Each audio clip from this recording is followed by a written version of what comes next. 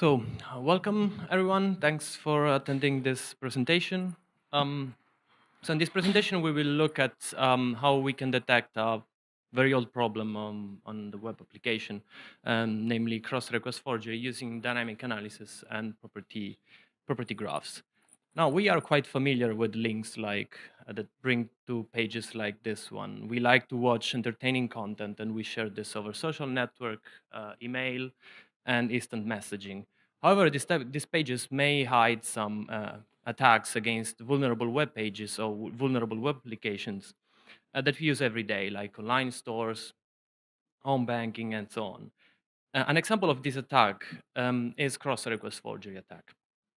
In this attack, the attacker can trick the browser of a victim to perform an HTTP request towards a vulnerable website. In this case, the request would be to change the user password, and this request is done without the user awareness or consent. So in a cross-request forgery attack, there are three actors. The first actor is a user that is using a web browser doing daily activities. Then we have an attacker that is controlling malicious website, and then we have the vulnerable application. In this case, is an online store. In a cross-request forgery attack, the victim is often authenticated at the vulnerable website. In this two messages, I'm showing how a typical user authentication is implemented. Here you can see a post message, which includes the username and the password of the data user. And if the credentials are valid, then the web application will generate session cookie and send it back to the user. Here is when a very popular security policy implemented by all browsers kicks in. It's the same origin policy for cookies. This policy says that from now on, the browser will include the cookies coming from this website in all subsequent requests towards the target website. In this case, is the online store. Now, this behavior can be abused by an attacker to mount a cross-request forgery attacks. And the attacks can be done as follows. First, the attacker prepare a malicious page. In this malicious page, including some content, like, for example, the cat video, and also some malicious payload. As soon as the user visits this web page, it will download all the needed resources to render the page, including the malicious payload. It could be also implemented by JavaScript, this malicious payload. And according to the same origin policy, any request coming from this web page will be sent to the target website, including the session cookies. Now, if cookies are valid, the operation will be executed. And this is when the actual vulnerable behavior is exploited by the attacker. Now, cross-request forgery vulnerabilities are very old, I would say as old as the web.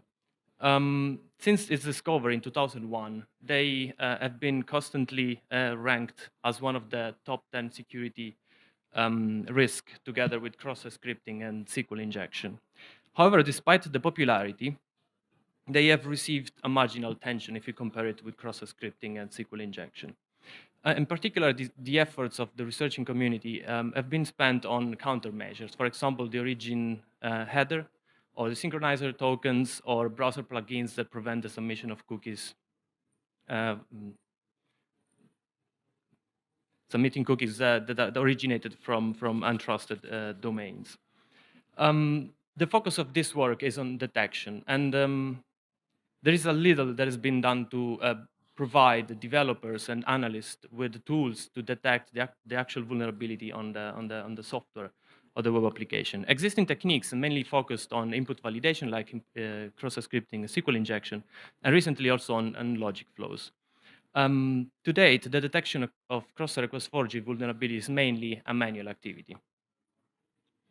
Now, if we want to detect cross-request forgery, we have to we are required to reason over the relationship between the states of an application, transitions between the states, and the role of parameters that are in request and the state that has been changed. There are a number of challenges that are unique to this specific problem, and I will present this, three of them in the next slides.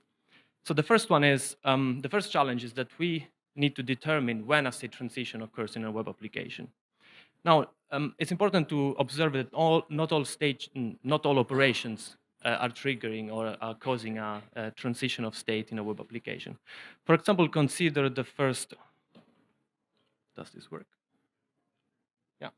Consider the first request. In this case, the user is requesting the web application to show all the user data, for example, username or mailing address or other information. In this case, the application will show the user data by selecting it from the database with a select query. This operation is not changing the state of the web application. But if you consider the second operation, which is resetting the user page, in this case, the server-side code will actually perform an operation on the database that is going to change some data value in this database. From that point on, the application won't accept anymore the old password. So the state has actually changed.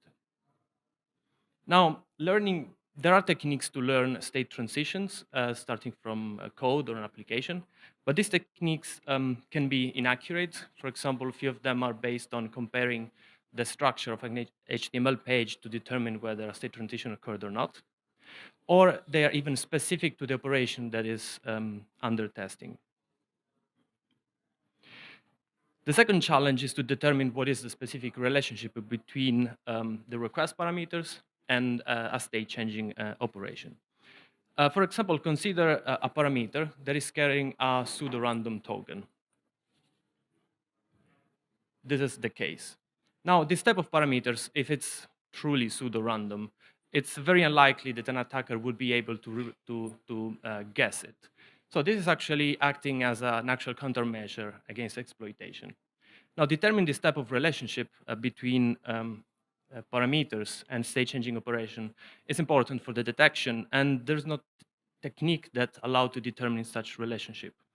One tool that, the only one at least I'm aware of, that attempts to detect cross-request forgeries are web scanners, but they implement a rudimentary technique in which they just look for a certain name, certain strings amongst the parameters. For example, they just look for a string token amongst the parameters of an HTTP request. The third challenge is that to determine the relevance of a state transition. Now, state transitions can be the result of different operations, including tracing users. For example, look at this example here. The user wants to see the details of a product whose ID is, for example, 201. In this case, the application, the main operation that will perform is to retrieve the product description from the database, but as well as it will update a page counter, for example, to keep track how popular is a product. Now, this operation is indeed changing the state of the operation because it's updating a counter on the memory on the server side. But as we can imagine, this is not necessarily security relevant. An attacker wouldn't have any interest in exploiting a state-changing operation that is updating a counter. Now, making the difference between these two requests, it's easy for a human, but for machine, it's a hard task. Now, to address these challenges, we implemented Deemon. Deemon is a tool, actually it's a framework. It's application agnostic in the sense it doesn't rely on what is the specific operations or functions of the application. It is meant for developers and analysts. It operates in phases, and in this presentation, I will give an overview on how the Deemon operates. I will go through all these phases. But in short, it can infer a state transition and data flow information from program executions. It relies on property graphs in order to represent models of the application in a reusable and uniform way, and uses graph traversals to mine the model in order to extract requests that are likely to be vulnerable to cross-request forgery attacks. And furthermore, it verifies whether these requests are actually replayable against the application for the detection purposes. Now let's have a look at the first phase. So the input of Deemons are two. The first is a set of user interaction actions. For example, let's assume that these five actions, like click, type something, click, and type, is the sequence of operations that the user has to do in order to log in and change a password. The second input is an application container for the web application that we want to test. Application containers are quite, let's say, handy tools that can be used to deploy quite quickly web application on virtual environments. The first step of Deemon is to install sensors in the application environment. We modify a little bit the operating system and also the execution environment. For example, Deemon supports PHP, so we are enabling particular modules on the PHP interpreter in order to get execution traces. And the first step for the detection is to reproduce the user actions. The reproduction of these user actions generates a number of traces. The first one is exactly the same sequence of operations at a UI level. Then we grab network communication, HTTP conversation, request responses, and then also we extract through these sensors function call graphs of the server-side program being executed.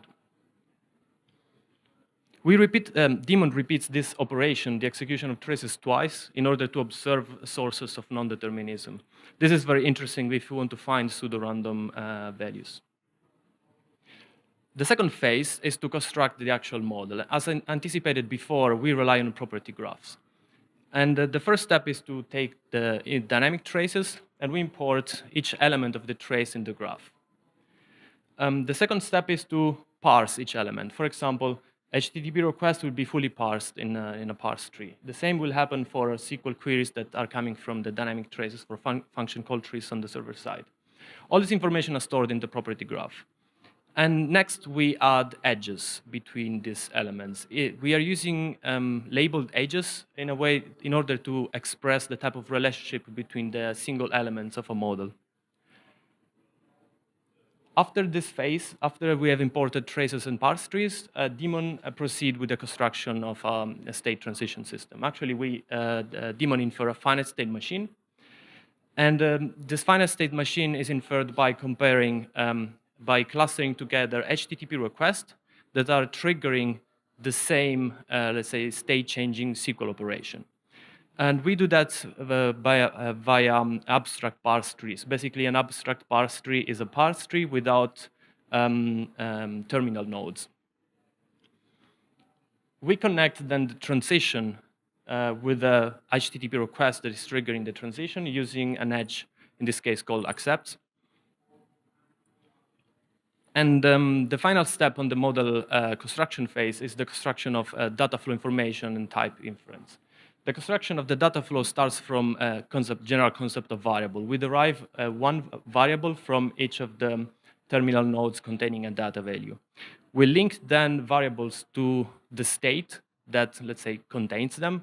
And we say that a state has a variable if, for example, there is a transition from the parse tree where the variable is coming from. The final step for the model construction is to reconstruct the flow, let's say the propagation of data values. In this case, I'm showing only one example that is exploiting one edge between these two traces. It's called causality. Basically, the source is an HTTP request. It goes in this variable, is the source link. Then we have a propagation to this other variable. And then we have this thing that is the SQL query. We support another type of propagation that is across traces using the next edges. For time reason, I invite you to have a look at the paper for the details. Now we have a model of our web application. And the question is, what do we do with this? The goal for us is to find HTTP requests that can trigger potentially vulnerable states of the web application. We achieve this by the means of graph traversals. Graph traversals are the tool to visit a property graph and extract nodes that match a certain property. Ideally, this is what we would like to have. We would like to find all cross-request forgeries. Now, we follow an approach that is declarative. In the sense, we describe what we want to achieve, and we delegate then to the query preprocessor how to fetch all these nodes matching our description.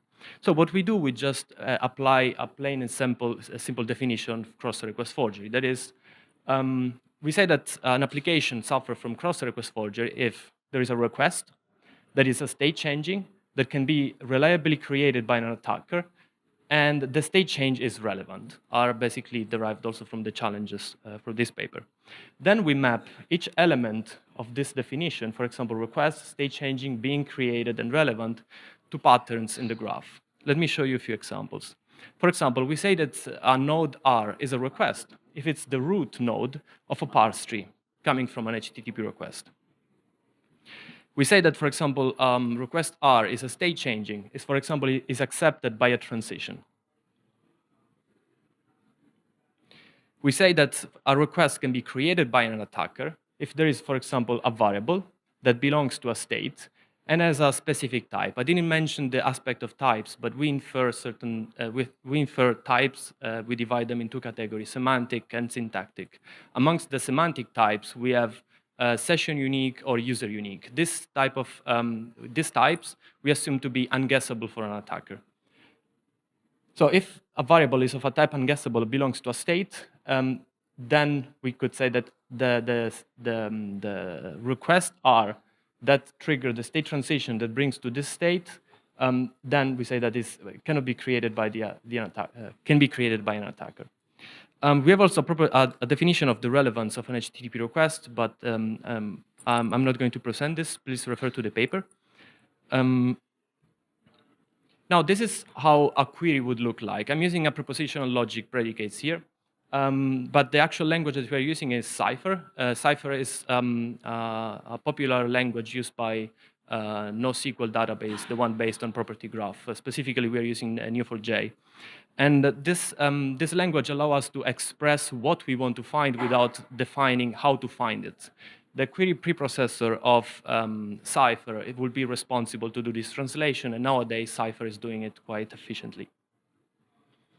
Now, at this point, we have a selection of requests. We know how to extract them from a property graph, and the question is, are these requests can this request trigger the same state transition that we observe in our model? So we do some tests at this point.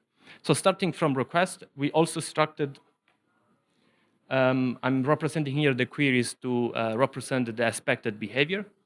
And we reproduce the request, and we say that if one of the observed queries during the test execution is matching one in the model, then the test is successful. Otherwise, we say that the test failed. Now, this is a quick overview on how Deemon operates. We developed Deemon. Deemon is available on GitHub. You can find the URL in the paper.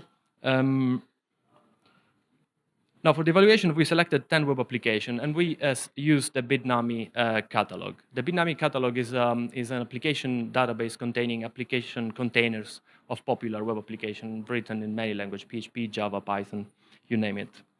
From this 10 web application, we generated 93 workflow. As a workflow is a set of action to perform an operation. For example, we captured operations for changing password, username, add, deleting a user, an administrator, or enabling and disabling plugins, and so on and so forth.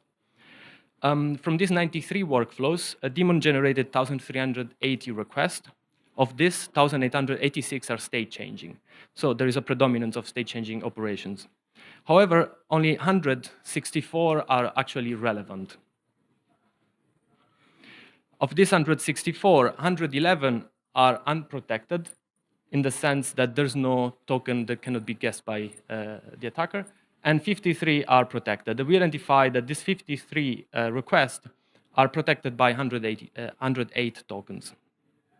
Combining these numbers, we resulted in 219 tests. This test, 29 succeeded, 190 failed. And the 29 that succeed identified 14 distinct cross-request forgeries on 4 web applications. Analyzing the type of operation that was actually vulnerable, we identified a number of attacks. For example, we could have taken over user accounts in Abandoned Cart, Open Cart. We could have corrupted the database in one application called Mautic by deleting arbitrary data items in the database. And we were also able to do a complete takeover of any website that are running symbol invoices by creating, for example, a user with administrative rights. Now, we had also we had a look at our results and tried to understand what is the level of awareness of this issue. As I said, it's a vulnerability pretty old. In 2001, it was discovered. And we were curious to know why this is happening. Now, we couldn't give an answer why this is happening, but we measured the awareness level. In particular, we found out that there are applications where the awareness level on the risk posed by cross-request forgery can be complete. There are applications where all state-changing operations are protected. The opposite case is where there is complete unawareness. None of the operations were protected. Then in the middle, we had what I consider the most interesting one. We called it partial awareness, and we identified two subcategories. There are operations that are protected based on the role of the user. For example, the operations that an administrator can perform are all protected, while the one that the user can perform are not protected. The other interesting case is operation-based countermeasures. So for example, adding an item to the database is an operation that is protected against cross-request forgery attacks, while removing it is not. So concluding this talk, our goal was to detect cross-request forgeries in web application, and we built a tool called Deemon that combined dynamic analysis and property graphs. We proposed a way also to model web application and to emphasize the interesting aspect in order to detect this problem. And the evaluation of Deemon revealed that we identified 14 cross-request forgery that could have been exploited to take over accounts, websites, and compromise database integrity. And we also identified alarming behaviors in the way the countermeasures are actually deployed in web application. And in particular, we identified countermeasures that are deployed in a selective manner. So thank you very much. Any question?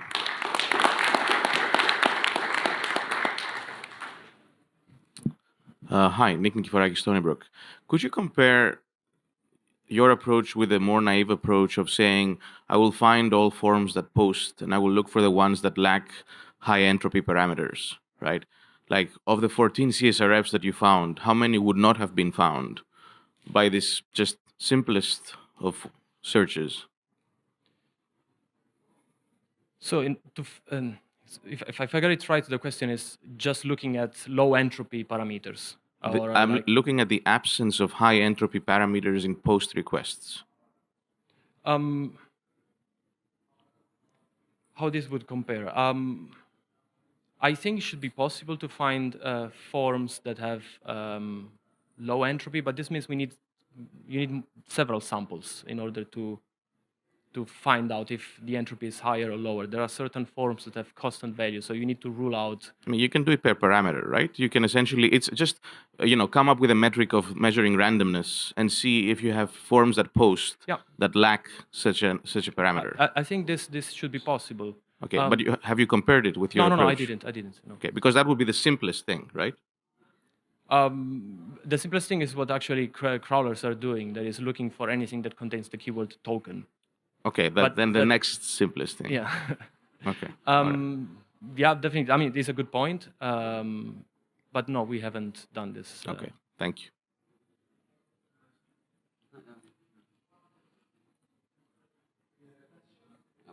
So it's weird because we have the same institution, but can you go back to the slide where you talk about the 53 cases that were ruled out, but you have 108 tokens? Can you say something about that?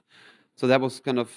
So I didn't really understand that. Why is there 53 protected cases but 108 tokens? So basically, there were requests that had more than one parameter that was pseudo-random, let's say, according to our definition. So during tests, what we were doing is trying to remove one and then try submitting a request without the token. Then we tried without the other one, and so on and so on and so on. That's the combination.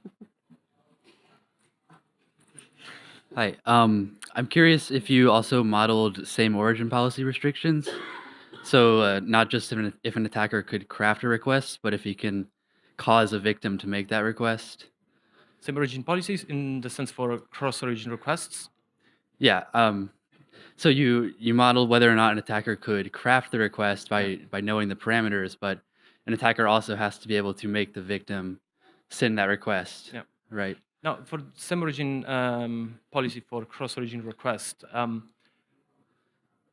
they are not a complete countermeasure against cross-request forgery. The request is done. The content is not accessed unless you manage to have the pre-flight and so on and so on. And if you manage to have a pre-flight, then you're safe. But we didn't consider the same origin policy. Okay, thank you.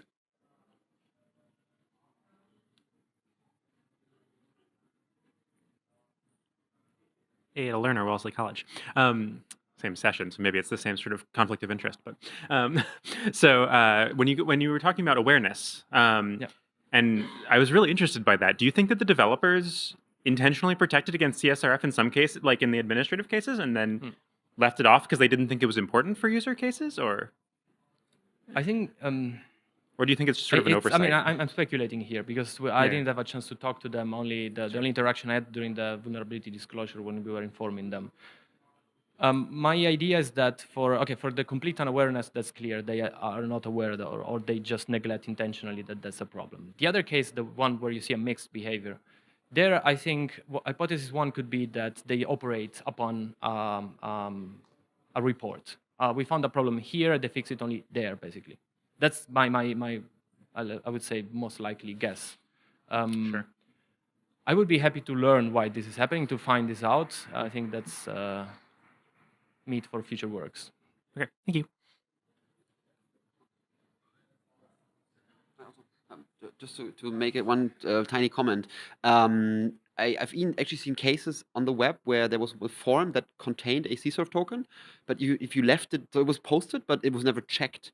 So sometimes it seems like there might even be two developers where one just says, "Oh, we need CSRF protection," and the other says, "Yeah, well, this is something being posted here, but I'm not verifying this." So even it would be interesting to see if there is like several people involved, which is also one potential explanation why you have some cases where there's no CSRF protection, and in other places there is because there's just multiple developers. I can tell you in one case, the developer was surprised to find out what is a cross-request forgery. He was not aware, but the application was deploying countermeasure for the admin.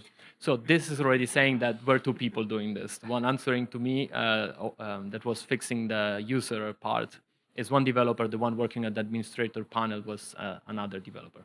So yeah, these things are happening. All right, so I guess I'll ask my question later because it's right on time. So let's thank the speaker one more time.